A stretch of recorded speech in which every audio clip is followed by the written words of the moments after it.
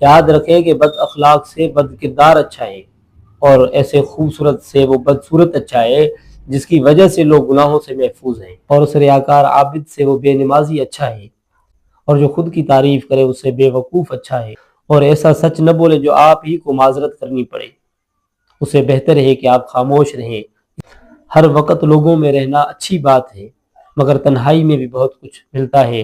اگر انسان کبھی کبھی تنہائی میں بیٹھ کر تھوڑا غور فکر کیا کرے تو بہت ہی کچھ مل جاتا ہے۔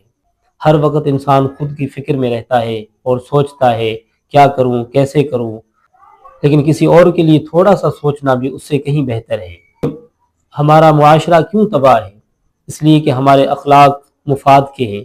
جہاں پر مفاد ہوگا وہاں پر کوئی عیب نظر نہیں آئے گا، جب مفاد ختم ہوگا تو سارے عیب وہاں پر نظر آ جائیں گے، اور یہی ہمارے معاشرے کی تباہی ہے۔ ہمارے معاشرے کی تباہی ہے کہ جہاں پر ہمیں عیب نظر آتا ہے لیکن اپنا مفاد ہو تو اس عیب کو نہیں دیکھتے، اپنے مفاد کی وجہ سے اس کی تعریف کرتے ہیں، اسی کی خوشامد کرتے ہیں کہ یہ بہت اچھے ہیں، یہ بہت اچھا کام کرتے ہیں، یہ لوگوں کو بہت فائدہ دیتے ہیں، اور جیسے ہی ہمارا مفاد ختم ہوتا ہے پھر ساری برائیاں ہمیں اس میں اندر نظر آ جاتی ہیں۔ یہ ہمارے معاشرے کا اور یہ ہمارا حال ہے۔ ہم دوسروں کا شکوہ کرتے ہیں اور رونا روتے ہیں کہ فلاں نے ایسا کر دیا، فلاں نے ایسا کر دیا، فلاں ایسا ہے، لیکن اپنے بارے میں ہم سوچتے ہی نہیں۔ ہمارے بارے میں بھی کوئی روتا ہوگا، ہماری بھی کوئی شکایت کرتا ہوگا، ہم سے بھی کوئی خفا ہوگا، ہم نے بھی کسی کو تکلیف دی ہوگی۔ صرف ہم دوسروں کا رونا روتے ہیں اور اپنا خود بھول جاتے ہیں۔ یہی حال ہے ہمارا۔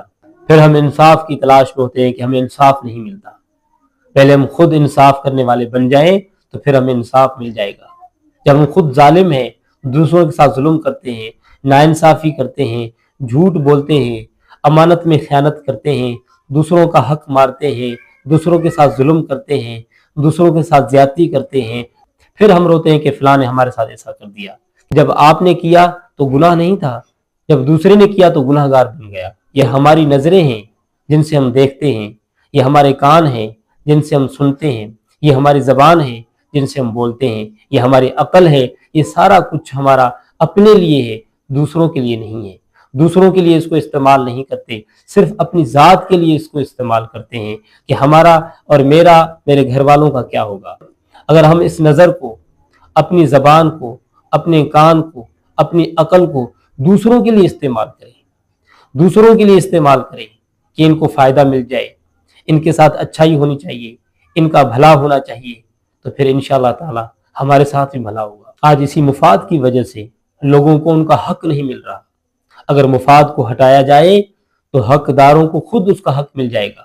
جو حق کی تلاش میں، جو حقدار بھی ہے پھر بھی بھٹک رہے ہیں اپنے حق کی تلاش میں، اور مفاد کی وجہ سے لوگوں کی تعریف کی جاتی ہے، اور مفاد کی وجہ سے لوگوں کو بہت کچھ دیا جاتا ہے، اور جن کا حق ہوتا ہے ان کو کچھ نہیں ملتا، چاہے ان کے اندر تعلیم ہو، چاہے ان کے اندر عقل ہو، چاہے وہ سمجھدار ہو، چاہے ان کے پاس سب کچھ موجود ہو، اس کے باوجود بھی ان کو کچھ نہیں ملتا، کیونکہ ان میں ان کا کوئی مفاد نہیں ہوتا۔ ہم اللہ سے زیادہ انسانوں سے ڈرتے ہیں، کیوں کہ اللہ کے ساتھ ہمارا تعلق نہیں، اور لوگوں کے ساتھ ہمارا زیادہ تعلق ہے، اس لیے ہم لوگوں سے زیادہ ڈرتے ہیں، اس لیے کہ ہم ان کے ساتھ زیادہ رہتے ہیں، تو جن کے ساتھ زیادہ رہیں گے تو ان کا اثر زیادہ ہوگا۔